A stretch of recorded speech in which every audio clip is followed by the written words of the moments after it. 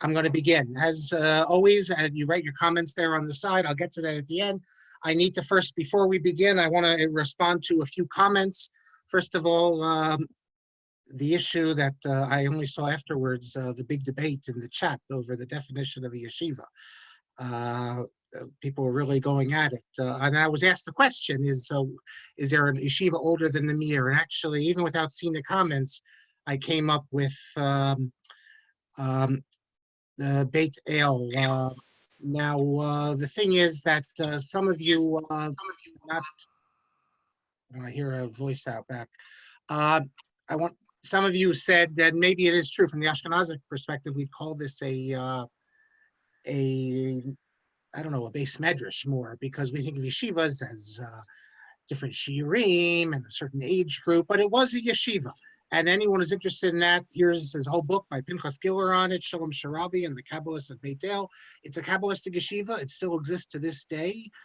They study things other than Kabbalah, but that's the Yeshivat HaMakubalim Beit El. So if anyone wants more about that. Next thing, in addition, let me mute everyone here. In addition, I mentioned about Harbin. Dara Horn, incidentally, I said I thought it was her article was in Jewish Review of Books. It's actually tablet. You can see it online. She calls it Cities of Ice, a dispatch from frozen Harbin where Jews once flourished. And I want to and they do have a big ice festival. It's the biggest one. You can go see pictures of it. I want to thank Josh Gordon for sending. He's been to Harbin a number of times, and they have a cemetery there. It still exists. He sent me pictures of with Ehud Olmart's family and their tombstones, and also Aaron Kiselev, the Rav we mentioned last class. His tombstone still survives, although we don't have a picture of that. One of you asked me about the date line. First of all, where the tshuva of Rav Nathanson is. It's in Shoel Meshiv Madur Riva Chelak Beis Simon Kufnadal. But someone asked me about what's this business where I said, Pesach Frank or Visal Meltzer, that there is no dateline in Torah. You can set the dateline wherever you want it. What's that based on? Well, it's based on the fact that the Gemara says, if you don't know, you're in a desert, you don't know what day Shabbos is, you're supposed to just count 6 days, and on the 7th day, that's Shabbos, but nevertheless, if then you arrive in a city, and they tell you, well, no, Shabbos is yesterday or tomorrow, you're supposed to follow the city. So there's this conception that you're supposed to be subservient to wherever place you go to. And since they already celebrated Shabbos in Japan, one of you wanted to know where I got this idea about Rav Yosef. Well, it's right in this book, Shakdan, Volume 3. It tells you explicitly on page 106 that he agreed with the decision of the Jerusalem rabbis that you keep Shabbos on Saturday in Japan, and the primary reason, Ikar Hasfara, was because there already was a settlement there that had been observing Shabbos on Saturday. So since there's a dispute where to put it, and some people hold in any event that the date line halachically should be very close to the international date line, Rav Yosef held as well that you don't change the day, and I think that is the standard position, definitely for people who live there. Two other things before we begin, and then I'm going to get to the big thing that Nat Lewin sent me, and that'll get us right on. I mentioned, I didn't get a chance to show you, but now I can. Here is the, wrong thing. Let me do this again. I want to show you the Sfas Emes that was hoping it would. No, but I'm having a lot of problems for some reason. It's don't know why it's not letting me share things that are on my laptop here. I want to show you a picture of the Sfas Emes. Okay, I don't know if I'm gonna be able to do it. I will be able to show you what Nat sent me. Okay, let me try just quickly one more thing here. No, okay, well here it is. I'll show you any event. I'll show you from my from the screen here. Here, you see, Sfas Emes? Look at the bottom. It was printed by Yeshiva Chachmei Lublin in Shanghai. Okay, now hopefully the next thing I'll show you worked. Mickey Abraham, we're going to talk today about one of the Chachamim he served as a Chacham of the Sephardic community.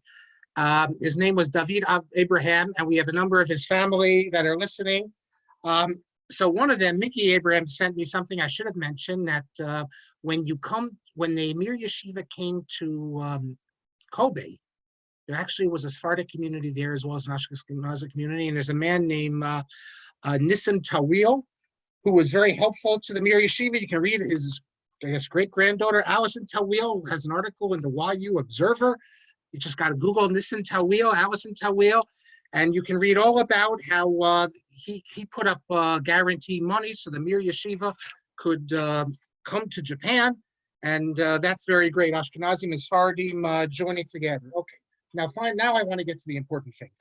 Whoa, one more thing actually. If you're interested in Hatzofer, in February 2nd, 1941, February 20th, 1941, there's an interview with Rav Lezer Yudah Finkel, who's already in the land of Israel.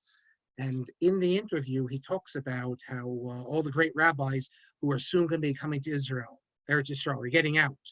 He mentions Rav Aaron Cutler, then he mentions Rav Hanan Wasserman, hopes to come to Eretz Yisrael soon. He mentions Rav Avram Grozinski. These are people who were killed, and it's unfortunate. Okay, now before we begin, I want to say something important, and I thank Nat Lewin for sending it to me. And I'm saying it publicly here because this is going to set the record straight, I hope, on something. What I told you, I gave you the whole story about Nathan Gutworth from the Netherlands, and that he's the reason for the whole Sugihara Curacao angle. That he was the one who came up with the idea of going to Curacao, and then he got the visas, and then he got Sugihara. And then the other part of the story is that he then told the Mir students that is found in numerous places. That's found in the book we've been speaking about, the Sugihara book. That story is repeated in, I'll show you another book where it's repeated, an important book we're going to come back to later today.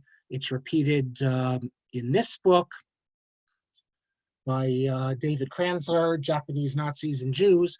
It's in the Hebrew volume. Everywhere they give that story. And yet, I have to say, after what Nat Lewin himself, I'm sure many of you know who Nat Lewin is, the famous constitutional lawyer, who himself left on a Sugihara visa. In fact, I'm going to show you the visa right here. I'll show you the Sugihara visa. Well, not Sugihara visa. His, if I can get it up here. Here it is. This is Nat Lewin's, and it has his father, his mother, and him. This is actually the safe conduct pass. Actually, I mentioned how they didn't have the people who were Polish citizens. Poland ceased to exist as a country, but there was out of the British embassy, British consulate in Kovno, the Polish government in exile was giving out papers. For some reason, I asked Nat, I'll have to send it to you, why his father got it from Latvia. This is a safe conduct pass, which functioned as a passport. What Nat sent me, and there's also an article that his daughter Eliza wrote up, is despite everything that appears in all the books, including by Moshe Tokayer, who wrote a whole book that deals with this. It's actually not true. The first one was actually Nat Lewin's family, and in fact, if you look at the numbers, I have the list of the visas. His father, well, the visa I just showed you, as well as his grandmother and his uncle, these we're talking 16, 17, 18. Gutworth was not, he was over 1,000 in terms of the number of visa. The story is, it's actually basically the same story, except that it was Nat's mother and his uncle were also from the Netherlands. And they came up with the whole thing.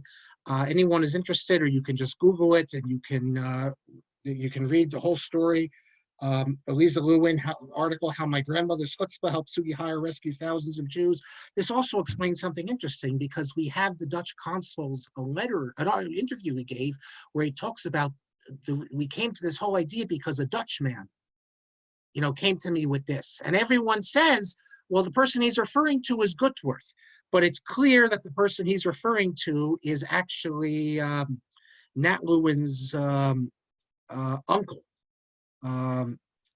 Leo, who was Dutch. That's who it's, and they got it before Gutworth got it, like 2 weeks before he got it. And this is actually pointed out, he says correctly, by Varhaftig in his book as well. So I do want to just, set the record straight. I'm always a stickler that although Nathan Gutworth thought he was the first, it seems, and the story is constantly told, and maybe he told the Mir people about it, I don't know, but it was actually Nat Lewin's family. They're literally the very first, and 16, 17, 18, that's the numbers they are on for the visas. Actually, the Gutworth is 1,264, and his visa is issued in August 6, 1940, and Nat Lewin's parents, that's a few weeks before that. So, okay, I hope we set the record straight now. Now we just have to get the books to say that as well. So, okay, let us begin now. If there's any questions or comments, we'll take that at the end. Okay. Okay, so the Mir Yeshiva so Shanghai is now going to be the place of refuge for the Mir Yeshiva. It's certain, though, that no one ever intended this beforehand as the yeshiva's place of refuge. In fact, when the yeshiva was still in Europe, Leitner, the author of this book, Operation Torah Rescue, nice title for it. There's two actually editions of this, but he tells how he heard that you can get into Shanghai. And he went to Rav Cheskel Levenstein himself and said, should I go to Shanghai? And Rav Cheskel said not to. He said, Shanghai is not the sort of place for a young yeshiva student to maintain a Torah lifestyle. Not only was Shanghai, and all of China for that matter, regarded as a place of idolatry. Real avodah zarah. If you look at the old Sfarim, they say whenever we mention idolaters, we don't refer to the people among who we live. We're talking about those idolaters in India and China, places like. Furthermore, Shanghai was known, I guess maybe it's like Bangkok is thought of today. It's a place of very seamy, a place of prostitution. It was a center of prostitution, so it's hardly the place that you're thinking that yeshiva students would go. In fact, in this book, by the way, Jewish women were involved in the prostitution as well. That's an interesting point. If you look at this book, which I'm going to show you right now, pull it up here. There's a number of books on Shanghai, but Escape to Shanghai, A Jewish Community in China by James Ross. Very nice. He records all sorts of the history of it and interviews and everything. On page 72, he writes as follows. After speaking about the women, Jewish women who, because they couldn't support themselves, getting involved in prostitution, he writes, in Europe, the idea of a Jewish prostitute was unthinkable. Here in Shanghai, the old moral standards could not hold. Fact is, this statement is hardly correct. And I hope you're all sitting down because I'm going to tell you some things now that you might fall off your chair. Okay. Jewish women were very much involved in prostitution in Eastern Europe. According to an 1872 survey, just to give you statistics, 17% of the known prostitutes in Warsaw were Jewish. 27% of the prostitutes in Krakow were Jewish, and 47% in Vilna.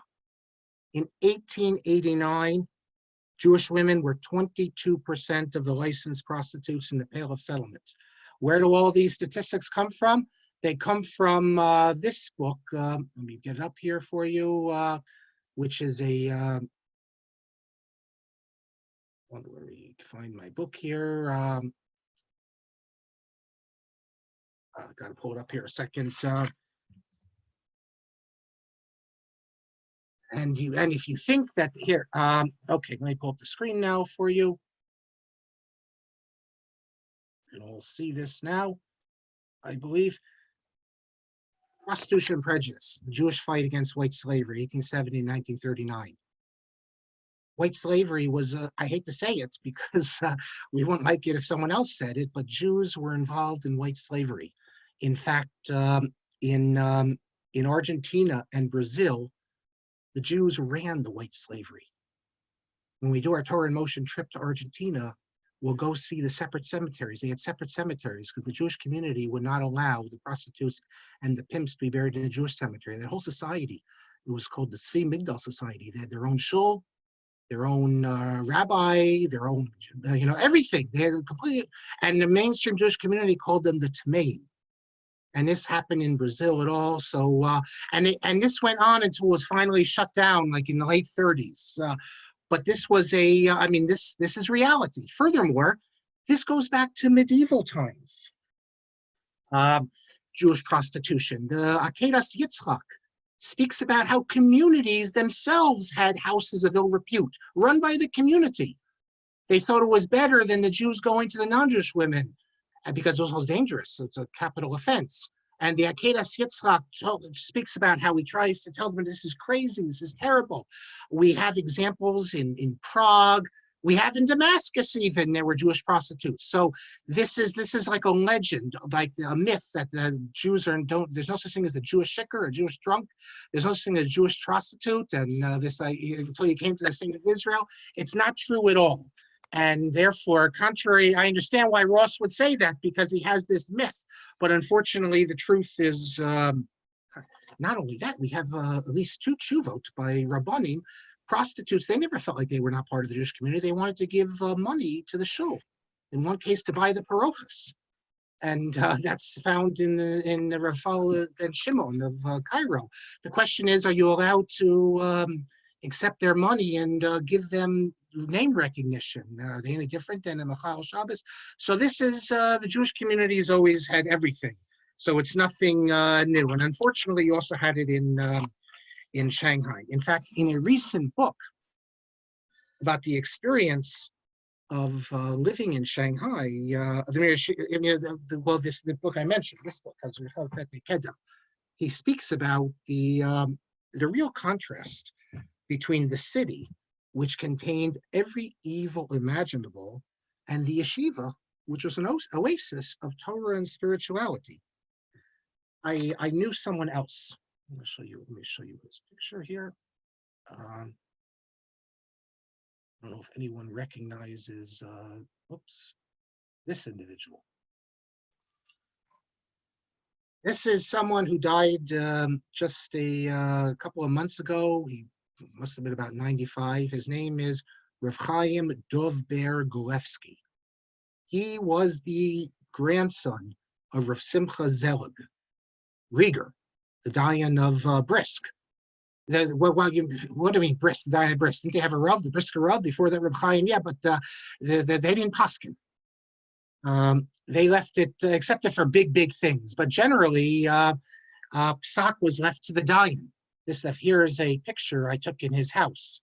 On the left, you have Rav Chaim, and on the right, it's Rav Simcha Zelig, who unfortunately was martyred in the Holocaust. But Rav Simcha Zelig, he was the Dayan of Brisk. Run-of-the-mill questions. Brisk was a fairly nice-sized city, but if it was a small city, they'd have to go, I guess, ask the Rav, but they could afford to have a Dayan.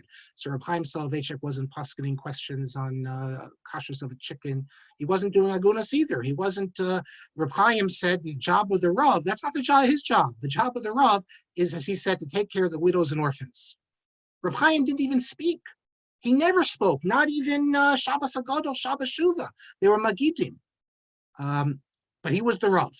And the community was proud to have him there, even though because he took care of it and he represented the community. So Rabbi Golevsky was at Kletsk, and he is one of the students at Kletsk who actually got a visa, a Sugihara visa, and he made his way to Japan, and then he made his way from there to Shanghai.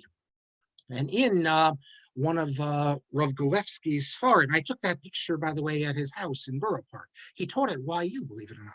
When he came to America for a number of years, they used to have this thing, I don't know what it's been called now, not the Yeshiva program, but there was something else. Isaac Breuer College, I think they called it. But he taught there for many years, and he has a number of Sfarim. I mean, a lot of history too, although you have to take history with a grain of salt. But he writes as follows, that Shanghai, from the standpoint of sexual issues, was, quote, the lowest level of impurity. Using the language that the Gemara speaks about, that the Jews of Egypt had reached the lowest level of impurity, and that's what he says is. Nevertheless, even though Shanghai was in such a bad state, Yecheskel Levenstein, once they made it to Shanghai, was opposed to any of the students leaving Shanghai, much like he had earlier been opposed to any of the students leaving Japan, for he was worried it would mean the end of the yeshiva if everyone starts leaving. And this was not theoretical, because a number of the students actually had visas to enter the United States, Canada, even Paraguay, yet almost all of them chose to remain with the yeshiva. One of the students, by the way, who left Japan, not Shanghai, because not everyone listened to Rav Yecheskel, was Rav Simcha Sheps, if that name means anything to you. He's a student of the Mir, also of the Brisker Rav. He comes to America and he teaches at Torah Vadas, but he's one of the ones who left, and others left. In fact, last class I mentioned at the end, because of the question, so I'll say it again, that a book, and the author, as I see, is listening to us right now. You can read this book about 3 Mir Yeshiva students who left Shanghai for the United States on December 4th, 1941, with a scheduled stopover in Manila. Unfortunately, the outbreak of World War II, well, the American entry of World War II, the beginning of war between America and Japan is just a few days after this. And therefore, they were stranded in the Philippines and were interned by the Japanese authority for 3 years. And Mordechai Soroka has told the story in a fascinating book, which I encourage everyone who's interested in this to read. I had no knowledge of this whatsoever until I read the book. And so you have a great title also, A Mirror in Manila. I don't know, Mordechai, if this is a play on Thriller in Manila. I don't know, was that George Foreman and Muhammad Ali, or George Foreman and Joe Frazier? I don't know, but instead of Thriller in Manila, we have Mirror in Manila. It's funny about Manila. Let me tell you something. I was a scholar in residence at a show in Teaneck, the Shabbos before everything shut down. That is, we had Shabbos, and then a couple days later, everything was shut down. And I got to speak to J.J. Schachter there. It was at his show, and you might have seen the article in the Jewish Week. He had recently got back from Manila because he's involved in this organization now, which I don't know who's funding it, in which they've identified Jewish soldiers all over the world who were killed in World War II and are buried in various cemeteries, but either have a cross or don't have any Jewish star. And he had just got back from Manila like a week before, and you can go online and see pictures. It's really very nice. The Israeli ambassador, the American ambassador, and they're giving kavod acharon to a Jewish soldier. I think it was only one, buried in Manila. They did this at Normandy and all other places. So, but you can learn about the Jews in Manila and the community that was there from the book. One other thing I have to mention, which isn't so pleasant, is that I see someone there. I'm an Amaretz in boxing. Yes, it's Ali Frazier. Yes, I am an Amaretz in boxing, but even though boxing used to have a lot of Jews in it as well. But okay, thank you for that. Preceding the arrival of Jews in Shanghai, I have to tell you that there were Jews in Shanghai. Remember, there's about 20,000 Jews who had been living in Shanghai already. There's an old Sephardic community, we'll talk about it. There's an older Ashkenazi community. And then you had about 18,000, 17,000 who came in from Germany and Austria. There was opposition to the Mir Yeshiva coming in and to any more refugees coming in.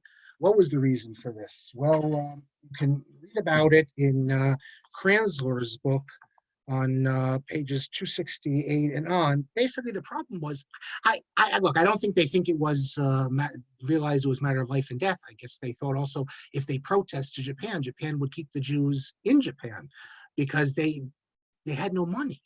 They had this, the community was enormously generous, but eventually, how much more can you do? And they said that two of the leaders of the community, of the Jewish community, it talks about it here, how they met with the Japanese officials and said that, we can't have any more.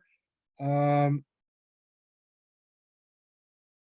they couldn't support it, basically. That's what it says here. So I don't see that as anything bad necessarily. They felt that they didn't have any more money to support these people. And a good quote here. Um, yeah, lack of funds, fear in general. I mean, there comes a time, even Chazal speak about Aniyeh Yircha, the poor of your own. Of course, if it's a matter of life and death. But I think the logic was if you pressure the Japanese and let them know we just can't take anymore, then maybe they'd leave them in Kobe. What do they need to bring any more people coming here? It means that when you have charity, you have to support your own first. Yes, you should give money for everyone, but the majority, and if you can't support others, you have to support your own. And that's not just a nice thing. That's, at least according to Hershel Schachter, he came to my town about and spoke about this.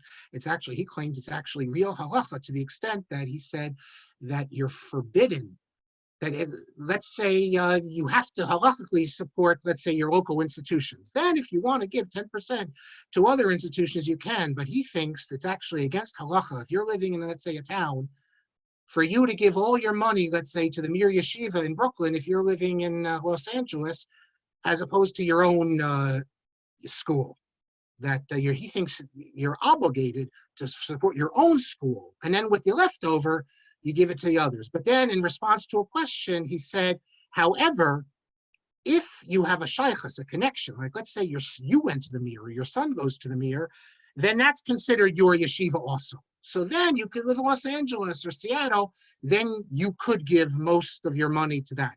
But just because you feel, hey, you like this, and I know that he even feels that they should keep these yeshivas out, these parlor meetings, from local communities. I don't know if everyone agrees with that and if they see it, but that's what they were arguing, the Shanghai leadership. Now, who are these people in Shanghai? As I said, well, first of all, as I said, there was an established community in Shanghai of Sephardic Jews who had come since the end of the 19th century. You have Iraqi Jews, they went to India, they went to Shanghai, they went to Hong Kong. The Sassoons were very influential in this as well. They had a chacham, an unofficial chacham. I told you his name, David Abraham. I want to see if I can get the picture here that shows up on the screen. I don't know why I'm having such a problem. I'll show you the picture in the book then. I'll just hold it up. I'm doing everything I'm supposed to be doing, I think, here. Let me try it one more time. I tested it before, and it said if I went each one individually, it would work. Let me try it one more time here. The picture, there's a few pictures we have of him. There it goes. So it's not such a clear picture, but you see, I'm not sure, maybe one of the family members can say who the little boy is. That's Chacham Abraham. He was a merchant. In Kranzler's book, he calls him a, quote, scholar merchant, but he's a Talmud Chacham. And his father was a Talmud Chacham. Why didn't they have a rabbi? Well, there hadn't been a rabbi in the community in Shanghai since the early 1920s, and this rabbi was an Ashkenazi, incidentally, named Hirsch. Following him, there was a man, he wasn't a rabbi, he was the head of the school. His name was Mendel Brown, needless to say, another Ashkenazi. I don't know why they never appointed another official rabbi. For matters of Jewish law, they would go to the Ashkenazic rabbi, who I will show you him again as well, his picture. So he was the unofficial Chacham. And there also was a community of Ashkenazic Jews under the leadership of a rabbi named Meir Ashkenazi. Let me just see if I can pull up a picture of him here. A good picture, because I don't want to play games with the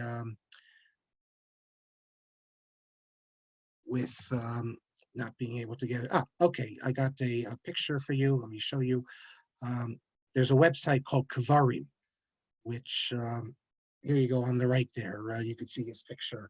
Also in the on the right, that's his picture. I believe also in the middle there as well. So, and on the left, you see a picture of him right over here. And the Shliach to Shanghai. You see this right here? An entire book, or not an art. It's an article, not a story. Sorry, it's actually an online thing. So he was a Chabad rabbi, believe it or not. He had been in Vladivostok, but he had come to Shanghai in 1926. He would remain in Shanghai until 1949 when he moves to Brooklyn, where he dies in 1954. Obviously, the arrival of the Mir Yeshiva was going to have a great impact on the city. But I'll show you something that a lot of people don't realize. Again, I hope I can show you that Torah did not start with the Mir Yeshiva arriving. What I'm trying to do now is pull you up something. I'm going to stop it again. I'm going to try to worked a second ago. If not, I can try to pull it up. Let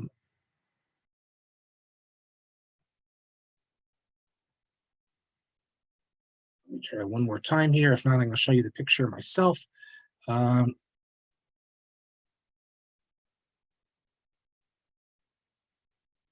Okay, let me try this here.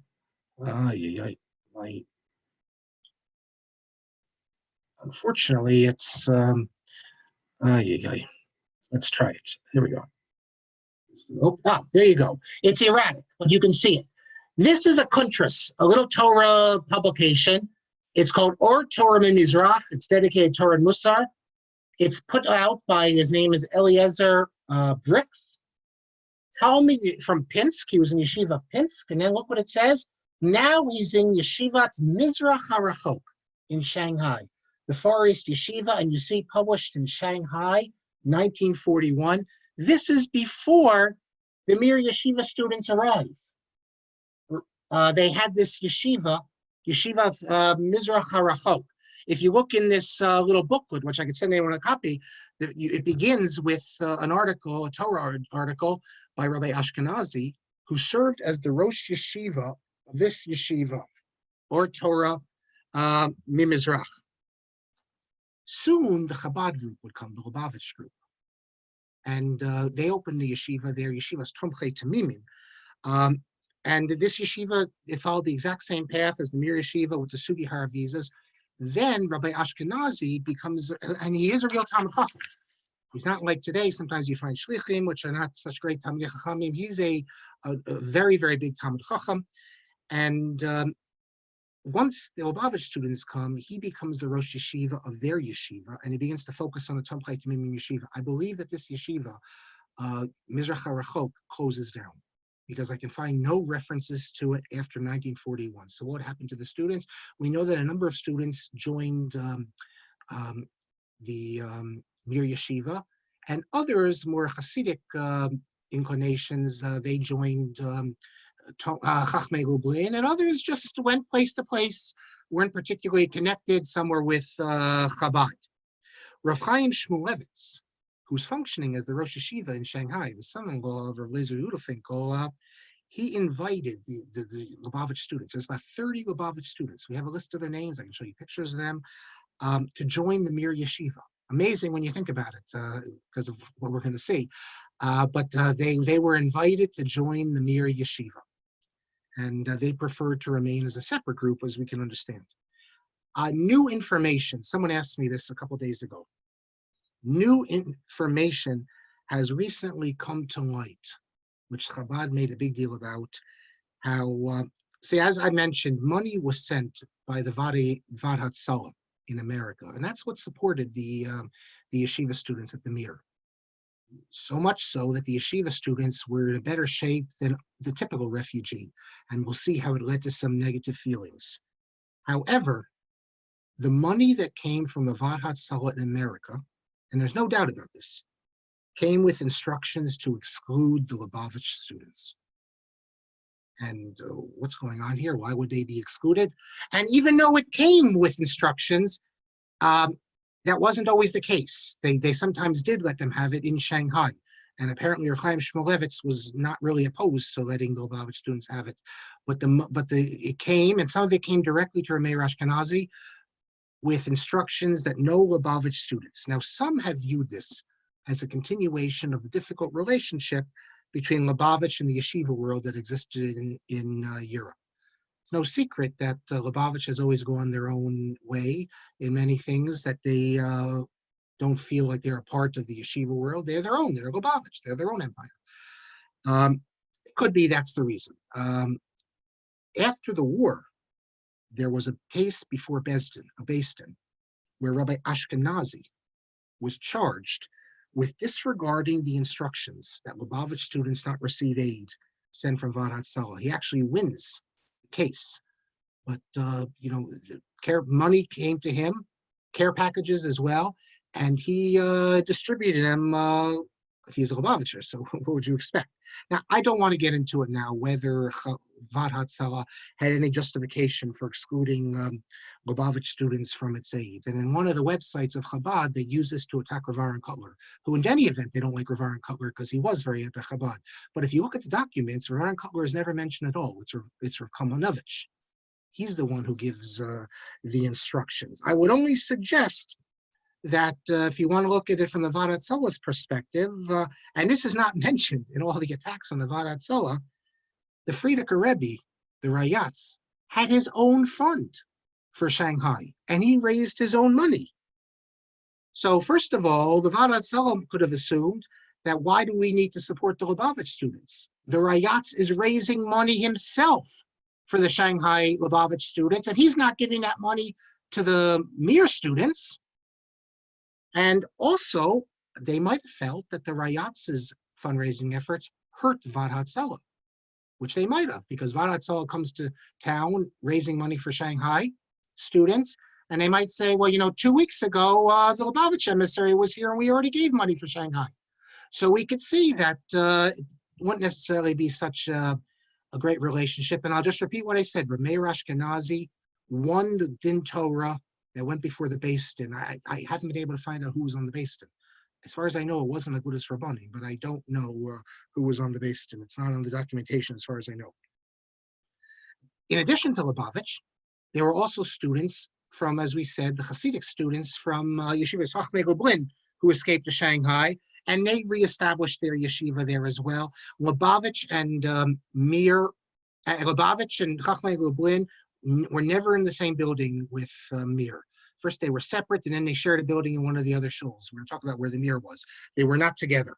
And then there were individual students. You had Telzers, you had Kletzk, you had Kamenetz, all the people who had the foresight to get out of Europe, who got the Japanese transit visas. And some of them would have joined the Mir Yeshiva. There was a rabbi in Shanghai who also got out. His name was Joseph Zeitin. Not Zeitlin, Zeitin, Zeitin. He was a rabbi in America after the war as well, and he served on the Beis-Din in Shanghai during the war. He wrote an article about Torah life, basically, in Shanghai, and he said something amazing, which is true. During the years of World War II, the most active place, he says, of rabbinic studies was Shanghai. And I believe that's the case. If you look at Jerusalem, you had nothing in Bnei Brak. Jerusalem, what'd you have there? You didn't have the numbers. If you look at the amount of people studying, Mir had about 325 to 350. Lublin had about 30. Lubavitch had 30. You're talking about, not to mention, we're going to hear about the local Sephardic kids and the Ashkenazi kids who start studying at the Mir Yeshiva. So you probably get up to close to 500 people, at least 450 full-time Torah students. When the state of Israel was founded, I forget the number they give. I think it was, this is after the war. I think the number they gave was 700 or something? Full-time Torah students. That's why Ben-Gurion agreed with this deal. So the center of Torah study in the world, 41, 42, 43, 44, 45, if you assume center, meaning where the most is going on, is, of all places, Shanghai. Okay, so the Mir students arrive in Shanghai. As we saw last class, they're kicked out of Kobe and the Japanese who lived in Kobe. Some of them were sent to Shanghai. Others were kept basically under house arrest. Some of these people, a lot of the Sephardim, incidentally, were English citizens, so from India. So that put them also in a bad situation because now they're part of the enemy. But they come to Shanghai, and we have to thank, first of all, the Sephardic community for what I'm going to tell you now. And we also have to thank Rabbi Ashkenazi, because Rabbi Ashkenazi, he was living in a midbar, a desert. In Vladivostok, nothing was there. He had no one to talk to and learning nothing. And in Shanghai, he had nothing. And now all of a sudden, you have an enormous Torah community. But it's one thing when you get 30 Chabad students or Chachmei Lublin or individual. Here we're talking about 350, let's say, together with the, and not to mention all the wives and there's children coming there. What an operation. Where are we going to put these people? Where are they going to live? How are we going to support them? Where are they going to learn? If it's a yeshiva, you need to put them together. Rabbi Ashkenazi arranges everything so they could pick up learning. Just like in Japan, they started learning and they had no problem there as a group. They're going to start learning here. Although in Japan, they couldn't all fit exactly together. They were in different places. And the relationship between Rameir Ashkenazi and the Mir Yeshiva is great. He's always portrayed by the Mir in a very positive manner. The Mir Yeshiva was careful not to be put under his control. He would have been very happy to be in charge, but it was a very good relationship. The members of the Sephardic community, we have to pay them a lot of respect for what they did. In particular, Chacham Abraham. I want to read you something now in the book on the Mir Yeshiva about Chacham Abraham.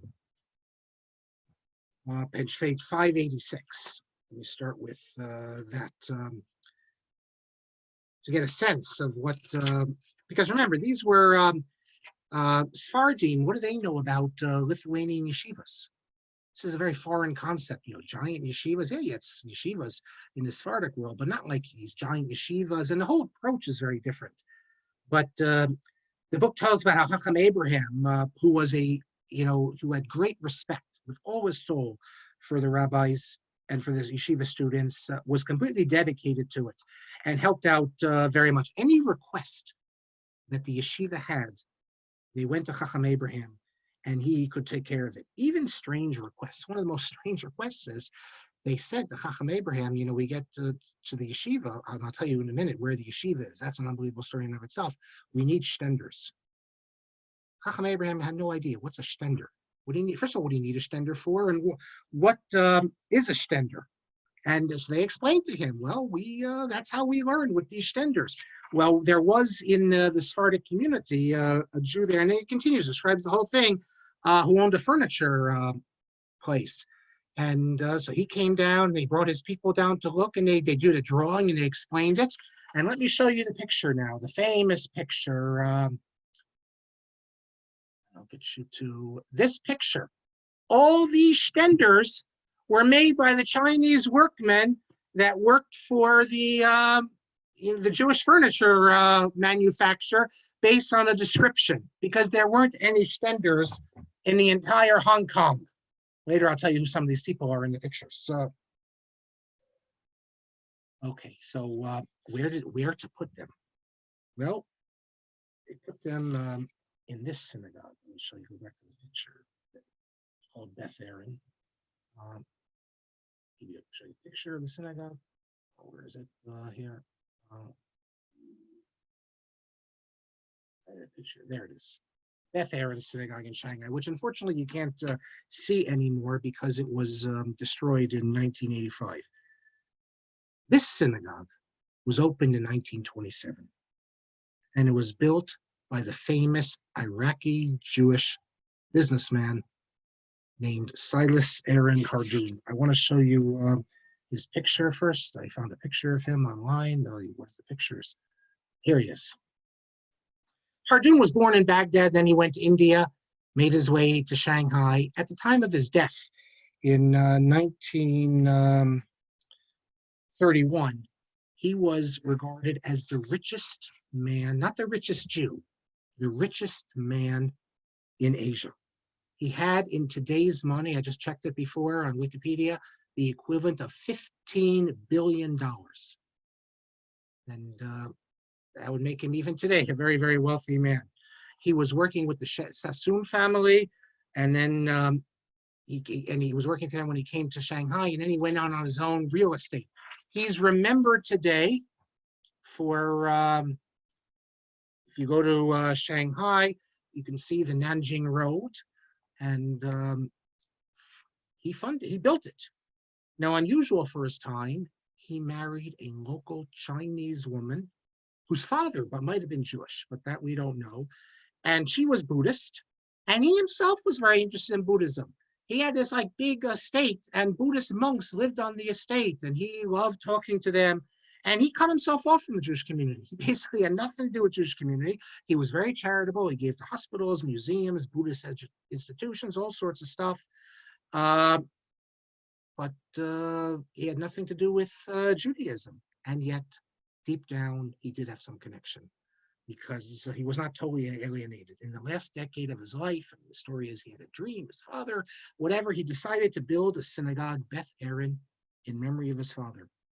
And that occupied the last decade of his life. It opened in 1927, and he dies in 1931. And let me show you the synagogue again. I mean, it was a beautiful, beautiful synagogue.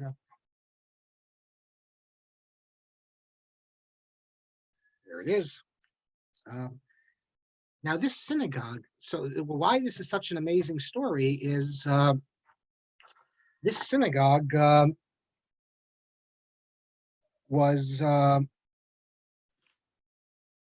by the way, you can read also about, if you're interested, I'll just pull it up here. If you go, I mean, there's books, and I found a very interesting article about him, but you can read on the Wikipedia page all about the adopted children that he and his wife had. And then, of course, the big fight, which continued on into the communist era about all of his money.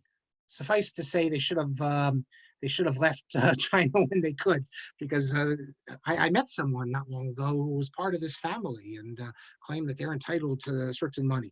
Now, here's when the mere students or in the books about this write about what I'm going to tell you, they see the Hashgacha Pratit, the divine providence, in a number of different ways. And this is one of them. This synagogue was built.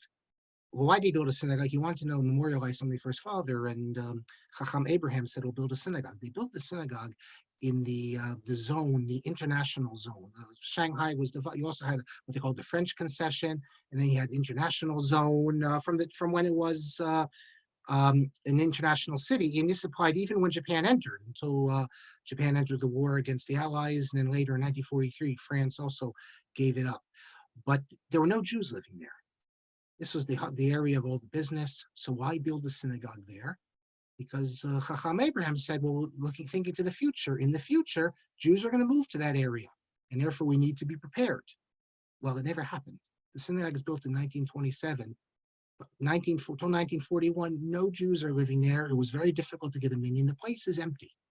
Furthermore, they built a kitchen. Think like today our shuls. In those days, it was very unusual. Shuls didn't build kitchens. Maybe in America, when they started with the idea of a Jewish center, you build a kitchen. But they had a huge kitchen, like we think of today, for hundreds of people. So they were going to have weddings and simchas and everything. It had never been used, not even once. It was just there because no Jews lived there. And that shows us that Hardun, when he gave the money. So and in perpetuity, they had money to keep it going. So when you think in terms of divine providence, the Sephardic community agreed, and Rabbi Ashkenazi, spoke to them about this, that the Miriam students, they have a place. So as soon as they come to Shanghai, they're taken to the Beth Aaron shul. They even slept there at first before money came from Vadat Sela, and they were able to get apartments, and everything was perfect. And this picture, which I will show you again, let me pull it up here. This is as you can see now, this is in the Beth Aaron synagogue. Downstairs, you see upstairs where the women's gallery would be. I think it's the mirror a little frummer, because you see the little curtains there for if the women would ever come. I don't know how often the women would come, because they didn't live that close to there, because I think that's so it's a little higher mechitza maybe, but that is the sanctuary of the Beth Aaron synagogue. One more interesting thing, it's when at the dedication of the synagogue, Hardun, who still remembered from his youth Torah things, he said, "This will be a synagogue, in memory of my father, and forever it will be a synagogue to pray in accordance with the nusach, the liturgy of Baghdad. Now we have a problem because if the Mir students are there, they're going to be davening Ashkenazic. Chacham Abraham said that the best thing we can do, we're so fortunate to have the Mir students here, that certainly we're not bound by what Hardoon said. Okay, so as I said, the Mir students begin there. Money was sent to allow them to get apartments, and even after Pearl Harbor, and money can no longer be sent. It still was sent through Uruguay, it was sent through Switzerland, and it wasn't just money being sent for the Mir students. Money, they had to establish a boys' school and a girls' school, a Beis Yaakov, and the money for all this was coming from America. Now, we have a description from one of the Mir students, who was later a Rosh Yeshiva in Israel, of how he and how his friends felt when they first arrived in Shanghai. The man's name is Tzvi Kahana. Rabbi Tzvi Kahana. Now, Rabbi Tzvi Kahana is famous for a different reason. He actually, those who were with me in Berlin, you remember Rabbi Ehrenberg, Rabbi Kelman, that's his father-in-law, Rabbi Tzvi Kahana. But the reason Rabbi Tzvi Kahana is famous is for something else, which I will show you. Hold on a second, I gotta pull this up here. For some reason,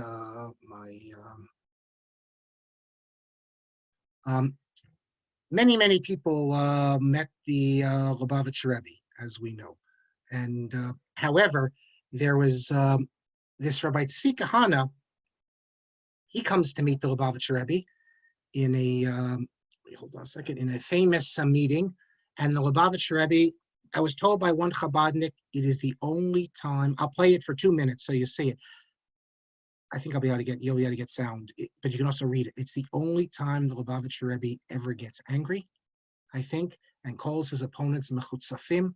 And so Rav Tzvi Kahana is famous in the Chabad world for this video I'm going to show you now. Just we'll play 2 minutes of it, and then I'll explain, if those who don't know Hebrew, what the Rebbe is talking about and what's going on here. And I heard from Rabbi Ehrenberg that Rav Shach was very angry at Rav Tzvi Kahana, who's a Litvish from the Mir, and he was Rosh Yeshiva also, for even going to speak to the Rebbe. But this is one of the most famous of the Rebbe videos. So let me put this up here. Oh, and I have to share the computer sound with you. So, and watch this, and let me enlarge it for you.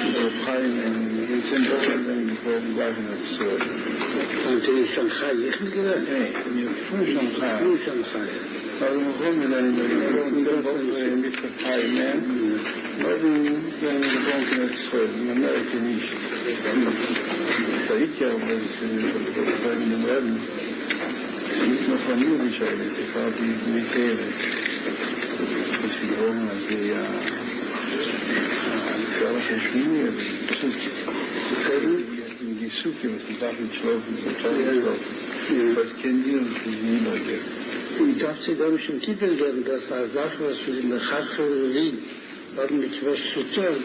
Er sagt, was mit welchen Hunderte Jahre werden wird, ganz wird 40 Jahre, ganz wird 40 Jahre, und die, was haben die gehört, haben zu tun mit Johannes Hawaii, die Medien haben die Gefühle genommen, die Medien hat doch ein bisschen gern mit Keulis. Ich werde doch immer besser gesagt. Fisken Hawaii Machleike zwischen ihnen, und das in Jacke, die Gule, Schleima, die Lucia, die also ich stehe hier mehr, als wir kurz die Jahre. Wir werden zum Kitresse der Kusspe. Ich habe viel der Christen mit der Sache von Suche, was wir lesen, das für den Mittelwerbe streiten. Okay, so what this is talking about is Chabad, they don't sleep in a sukkah. They actually say you're not allowed to sleep in a sukkah. The Rebbe there says Belz doesn't either. That's not true. We know that certain Rebbes didn't, but they this people, the Bells definitely do. So that became a big bone of contention in Rav Shach's time, that why doesn't Chabad sleep in the sukkah? They have a Kabbalistic thing.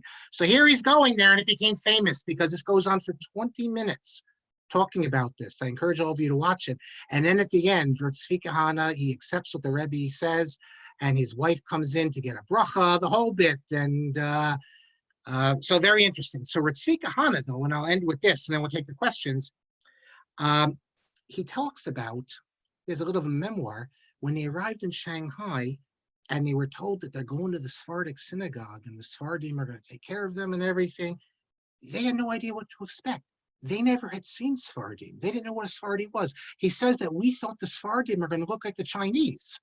That is, they thought the Chinese they see in the street, that's what Sephardim would look like. He says, just like the Chinese people who carried our luggage to the buses. Or perhaps he said with the 10 tribes, they knew nothing about Sephardim. And then he says, how shocked the students were to see how people would, rickshaw, people would have these rickshaws, they'd take people, and that the West, the whites, as they were called, the wealthy people, the rich people, the Europeans, they'd kick and scream at these Chinese people who would be taking them around on the rickshaws. And he says how we, the yeshiva students, are shocked. How could people treat others that way, the way they were? Also, there's another Mir student, his name is Abraham Winehouse. He recalls, quote, I will never forget the morning I went out and saw the bodies of dead children left out because they had died of starvation or frozen overnight. Then we had to get used to riding rickshaws. Imagine using a human being as an animal. We were not trained for that. It is not the Torah way, but you get used to it after a while. You realize that it helps to make a poor man to make a living. And in fact, Rabbi Yecheskel Levenstein, the Mashgiach, he instructed the students who were very uneasy. They didn't want to take a rickshaw. I mean, it's like it felt like you're treating a person like an animal. But Winehouse tells us that Rabbi Yecheskel said, go on the rickshaw, because if you don't do it, you're going to be, let's say, you're going to be pious. I don't want to go on the rickshaw. You're depriving the rickshaw person of a chance to make a living. So you're going to say, well, it's beneath me. I would never do something like that, have someone pull me. But just Rabbi Yecheskel said, just think what you're doing. Now the person can't make a living and will starve. And Rabbi Yecheskel told the Talmidim, the students, when you go on the rickshaw, to leave as large a tip as you can and to act decently towards the rickshaw drivers. And this is given as an example how in all areas, Rabbi Yecheskel, even in the city of Shanghai, would be able to find ways to, put forth the Musar personality.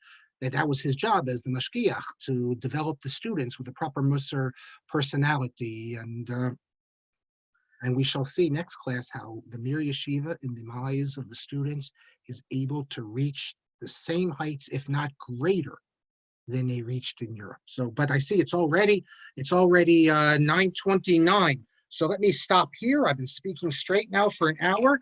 Let me look at some of the comments and questions, and I will read them out if I answer them, because we have a lot of people online. We have 133, but we have more people who listen, I think, who are not, and they like to hear what's said.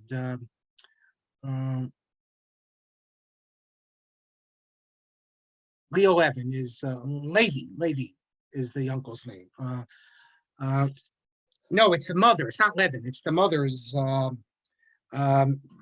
It's the maybe I don't want to search for it now. Here, look in the book. It's Nat Lewin's mother's brother. I forget the last name. Okay, so Charlie says that during Chol Moed Sukkos in 1867, the date line was moved. So yeah, the date line's changed, has changed. But there's a shita which holds that where the date line is now, where is still halachically it's close to there. I don't know, the average person, I don't know, I think they just follow wherever they are, and that's in line with the shita of Bnei Tzion and others, and also with Rav Pesach Frank and Rav Zalman Meltzer.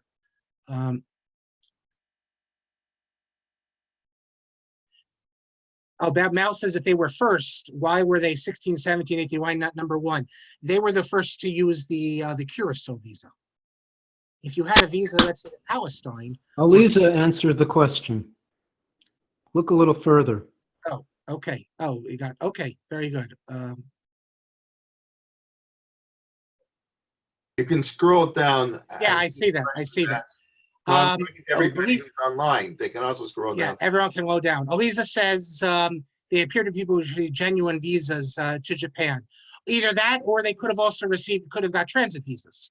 Not to, there were people who got genuine visas to Japan. If you read Hill Levine's book, there was an engineer, for instance. This engineer, and there's other people that got genuine visas. But also, if you had a transit, the hop of the the Dutch Dutch, the Curacao, was that you have to get a transit visa to get a place to go. But if you go to Paraguay, you also could get that, presumably. Okay. Yeah, thank you very much, Elisa, for the article. And I'm glad I was able to set this right. If I write anything about it, I will set the matter straight. Thomas said, which I did not know, I haven't been to Mumbai, I've been to Delhi, that there's a Jewish prostitute cemetery in Mumbai, which that would have meant Iraqi Jews. I didn't know. And yes, the Jewish gangsters we all know of. My grandmother grew up in Brownsville. Jewish gangsters, we have lots of Jewish gangsters. And she recalls from Florida, what's his name? Not Bugsy Siegel. The one who is Lansky. yeah, Meyer Meyer Lansky. She recalled him walking his dog. I can send you the link. Just Google what Elisa Lowen, my grandmother Sugihara. You'll get the article.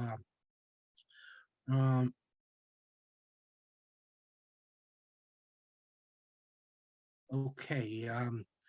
Yes, you are correct that Moshe, that Rabbi Golevsky, he gave the hashgacha for some of the vegetarian restaurants. He went on Aliyah a few years ago, maybe about 5-6 years ago. He told me something amazing, Rabbi Golevsky.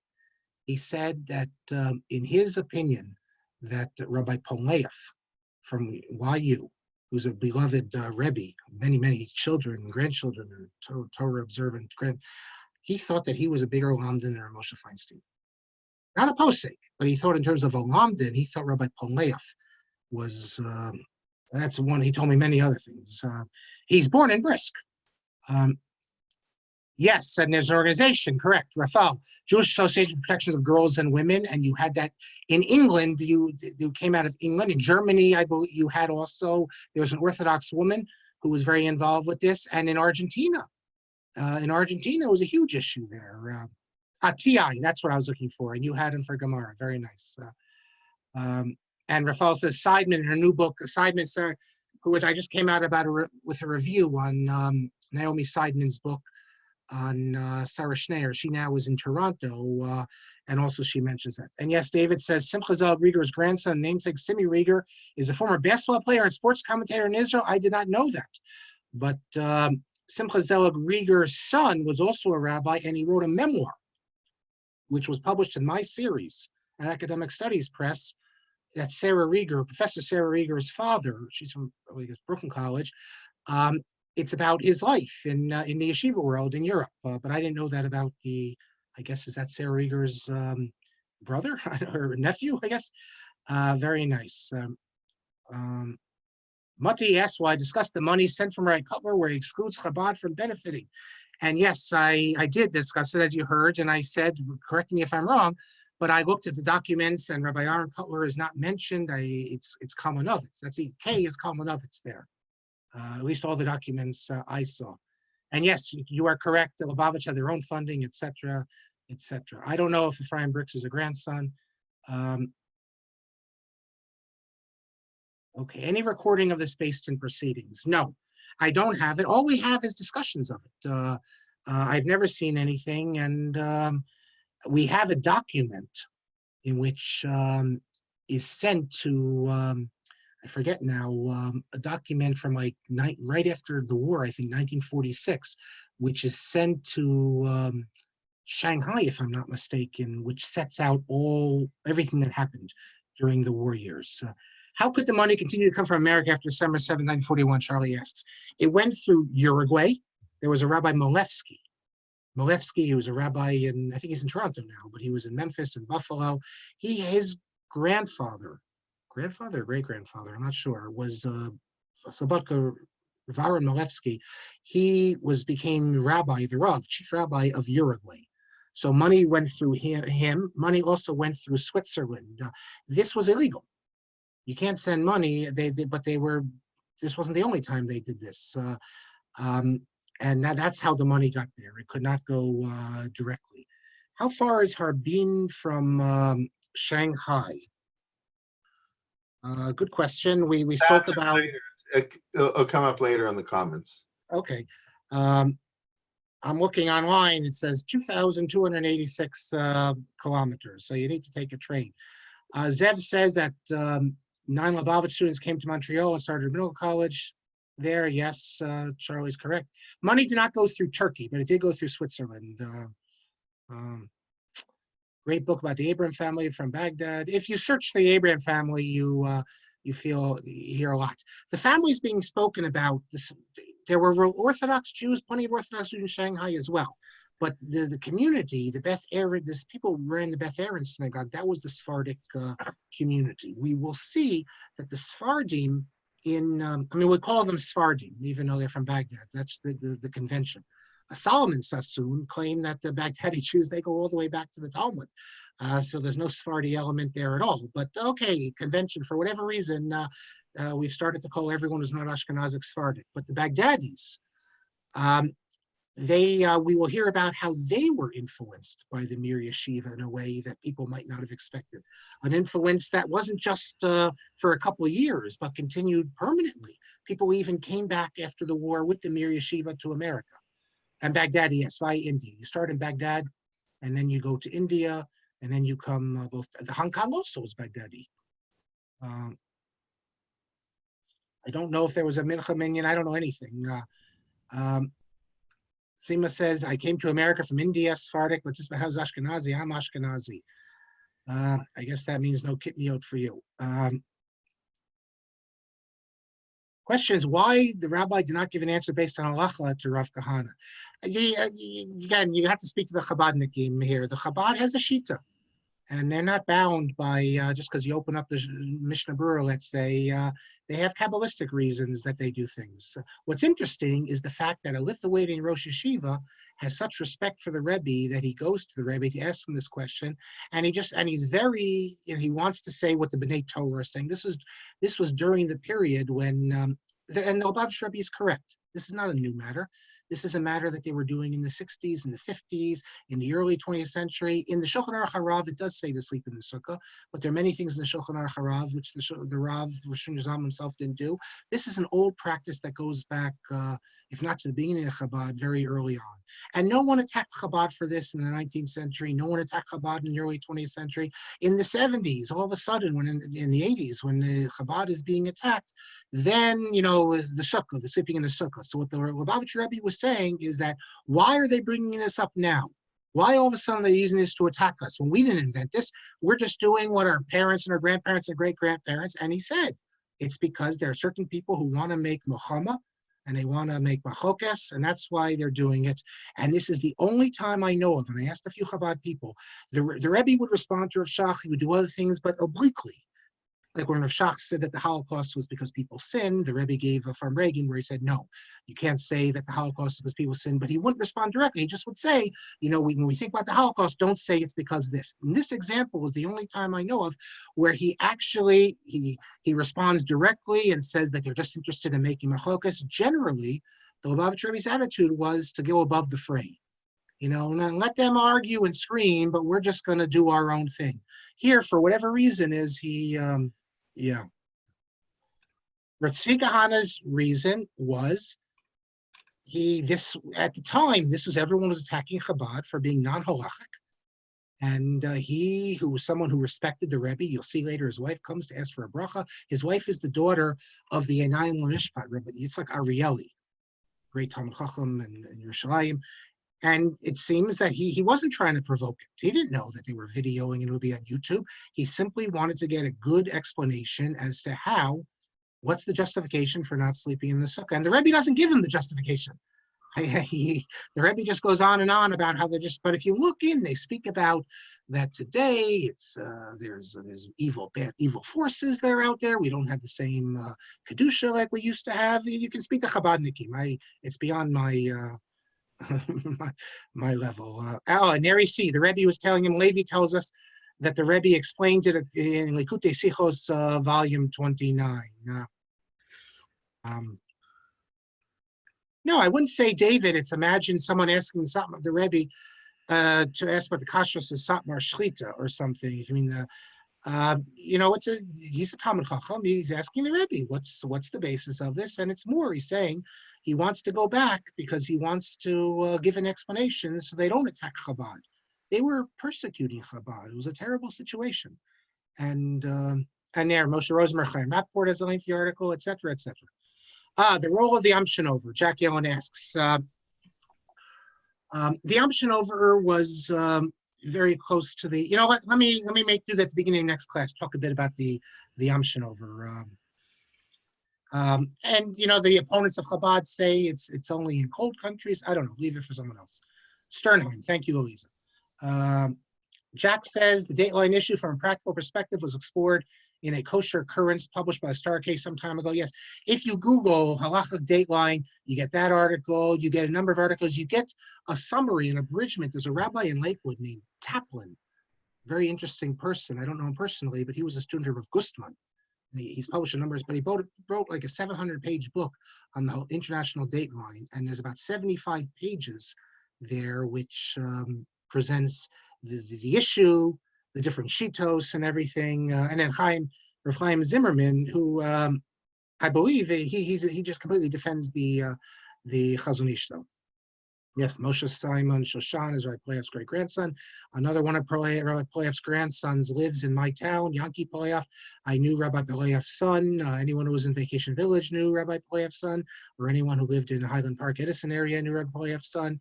They recently published from Rabbi Polyaf. This is great. He was a Talmud of Rav Gifter was a Talmud of his at Yeshiva College.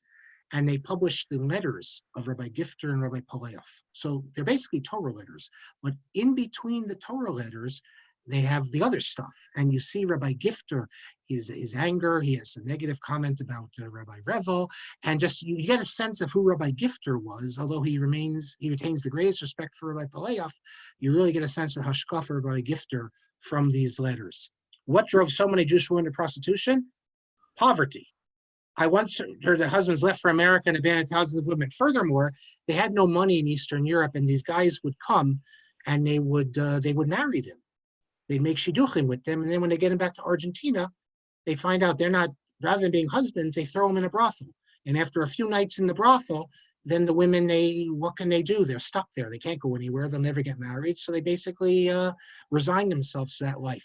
Also, you had people who would come thinking that they're coming for, jobs as maids and other things. There was all sorts of ads in the newspaper. Don't send your daughters off there if you don't know who's coming. But people would actually come and marry them and then bring them back, or come there to get them to marry them in Argentina. Women would come and say, my son will marry you. I mean, women were involved with this. And these were the Tameim, but even though they were the Tameim and they were pimps and madams and they were doing all this, they still were Jews, and they needed a shul and they needed a cemetery, and they couldn't be buried with the other Jews because they didn't let them, and they had to have their own rabbi and their own, because they're Jews. What can you do? Yes, let me see. Yes, Rabbi Milevsky. Okay, yes, he's from that. Rabbi Milevsky's, I don't know if it's his grandfather or great-grandfather. And not only did he have a lot of the zchuyot, the letters that were sent with instructions from America to Rabbi Milevsky had to be sent in code. Just like the letters that were sent, they would send letters to Switzerland, which were then supposed to be sent on to Shanghai. They would use like Talmudic expressions. Or for example, if they wanted to refer to Rav Aaron Kotler, they would say, I was looking at the Parsha today, and it mentions that Aaron said he has to transfer something. In other words, they wrote in a way that if you knew what they were talking about, you could figure out. And some of these things, it's brilliant, the code that they use, using Torah verses and Talmudic verses to say what they want to say. They did this in telegrams also. Where can you find the video of the Rebbe you showed? If you email me, Yaakov, I'll send you the link, and anyone else, and it makes great watching. There's the link. Oh, you see it. Okay. Yes, in Highland Park, Mel, Rabbi Polyaf's daughter, and Rabbi Polev's son. They both came with me to Torah in Motion last summer. They came to Central Europe. Rabbi Polev did leave behind a private memoir. I have a copy of it. I've been hoping one day I'll write about it, but he says Warsaw Ganovim, Hasidic Rebbe of Ganovim, told by Shlomo Carlebach. I don't know about the Hasidic Rebbe of Ganovim. What I can tell you is that you had groups of Jewish bandits in the 1600s, 1700s, up until modern times. And these were bandits. In fact, they lived out in the forests and things. And when they needed to get married, they'd bring the rabbi out there. When they had a lot of questions, they would go to the rabbi. You had all sorts of craziness going on, which is hard for us to imagine because the way history is written, we speak about the intellectuals and the rabbis and the other things. We don't really talk too much about the Jewish underworld, in which you had. When we go to Eisenstadt in the summer, some of you have been with me to Central Europe, I tell you the case about the people who ran into the church and they stole all the precious objects from the church, and then they go to the rabbi to ask him to divide it halachically between them. Because even though they're Ganovim, they need to know how it's divided. And this led to a mayor of Eisenstadt having to leave because he was implicated in this. It's amazing. Okay. So David Fishman, David was not with us, I think, on the last Netziv class when I showed a picture of your father and spoke about his important work. But David tells us about the Yiddish play based on Jewish prostitution in New York City, and we have all the statistics you'll see in Bristow on that, and it's... Okay, so finally, we get, David says again, Isaac Babel, Jewish bandits in Russia, et cetera, et cetera. There's a lot you can talk about, a lot that's been written. Portnoy, actually, in his recent, no relation, to, as far as I know, to the Rabbi Portnoy we spoke about on the Yiddish press. He records a lot of the scandals and everything recorded in the Yiddish press. I forgot the name of the book, but he basically gets out all the juicy stuff from the Yiddish press.